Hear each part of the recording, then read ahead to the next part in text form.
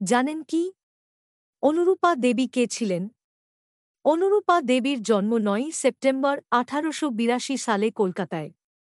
তাঁর মৃত্যু হয় ১৯ এপ্রিল ১৯৫৮ সালে। ভূদেব মুখোপাধ্যায় ছিলেন তাঁর পিতামহ এবং লেখিকা ইন্দিরা দেবী দিদি।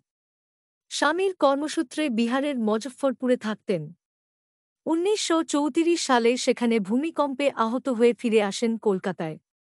মজফ্ফরপুর, কাশী ও কলকাতার বহু নারী শিক্ষা ও নারী কল্যাণমূলক সংস্থার সঙ্গে যুক্ত ছিলেন সমাজসেবী হিসেবে।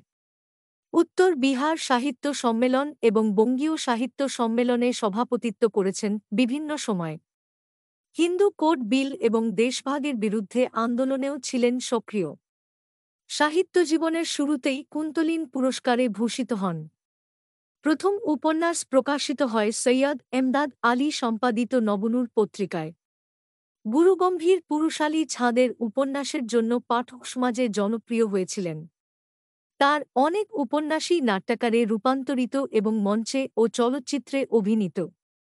উপন্যাস ছাড়া কিছু প্রবন্ধ লিখেছেন। তাঁর সাহিত্যে নারী, স্রস্ত্রী ও সৃষ্টি বইটি নারী রচিত সাহিত্য সমালোচনায় পথিকৃৎ।